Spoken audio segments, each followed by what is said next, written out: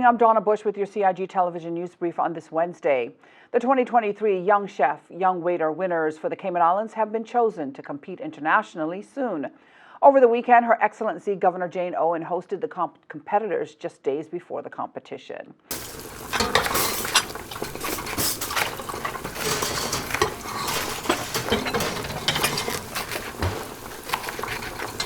It inspired me and inspired other people to join and compete and participate in this competition because, you can show your skills and it's a great opportunity to boost your career at a young age. And of course, from there, it's up to you, but the sky is the limit.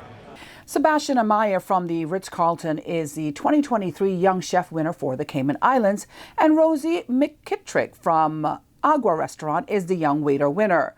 Her Excellency Governor Jane Owen hosted the group at the Governor's house on the weekend, where the young chefs who competed this week took to the kitchen with the Governor's chef to prepare hors d'oeuvres for invited guests.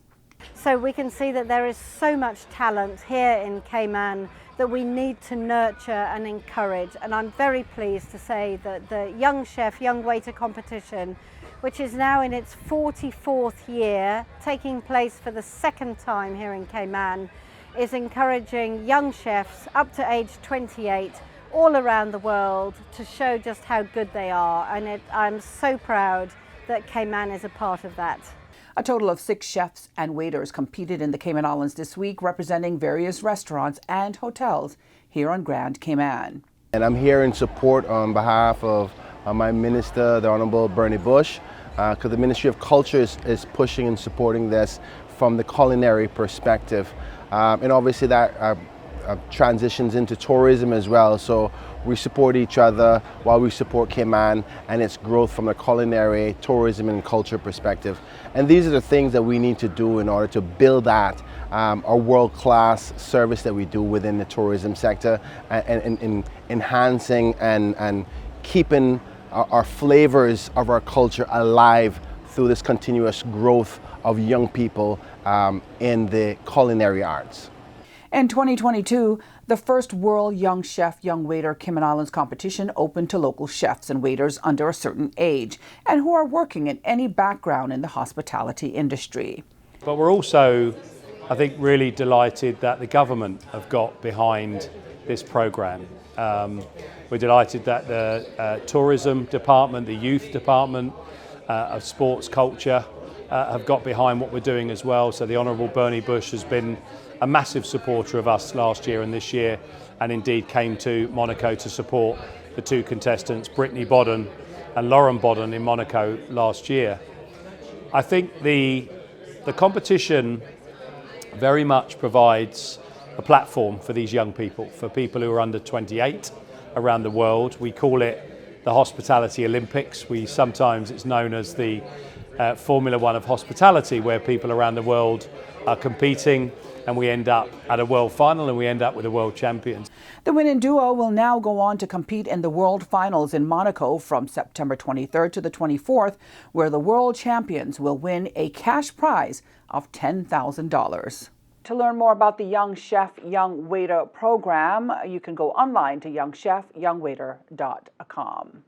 UCCI's Vocational graduation ceremony marks a milestone for work-based learning in the Cayman Islands. The University College of the Cayman Islands celebrated just last weekend with its inaugural Professional, Technical and Educational Training graduation ceremony. There are 53 graduates, and the keynote speaker was Deputy Premier, Minister for Education and Minister for District Administration and Lands, the Honourable Juliana O'Connor Connolly. Now, family, friends and educators witnessed the highlight of the event, which was the presentation of awards and certificates to the graduates, acknowledging their dedication and hard work.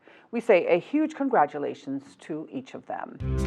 Let's have a look now at the weather forecast for tonight through to Thursday. Residual moisture from a tropical wave to the west of our area and upper level systems may support isolated showers and possible thunderstorms across the Cayman Islands tonight. Now, light winds and slight seas are expected to continue over the next few days.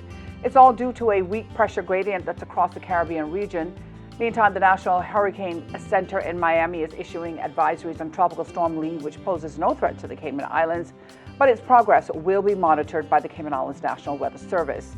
The 2-day outlook calls for similar weather conditions. We remind you to check out the Cayman Islands National Weather Service's website as well as their Facebook page. I'm Donna Bush. Thanks for joining us. Have a great evening.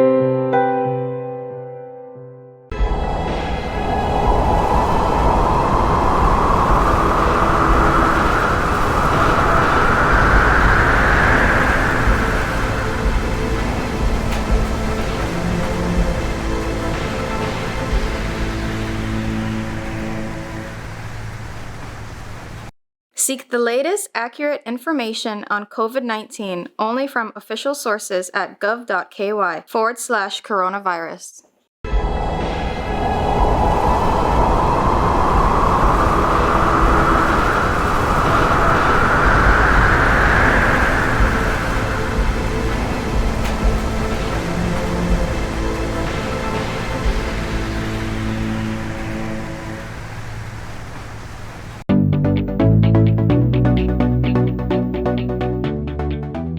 I'm Jody Ann Fowry. I'm the Police Media Officer with the RCIPS, and I'm here to give you some crime prevention tips on how to best protect your property.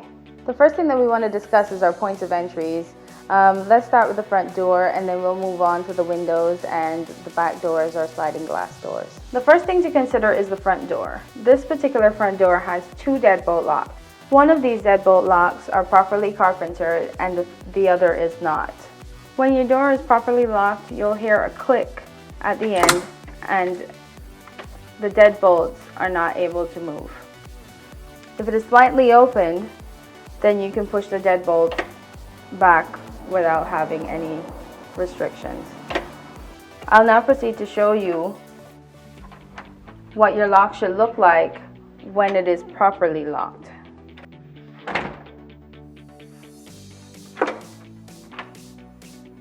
When it comes to your windows, you want to make sure that your window is locked all the way down, because even though the lock is on, if it's not all the way down, it can still be pried. The proper way to lock the window is to make sure that the window goes all the way down to the seal and then you pull across the lock. When you have a sliding glass door at home, you want to make sure that you have secondary locking devices in addition to the lock that comes with the door. One of those can be a simple piece of wood that's jamming the doorway.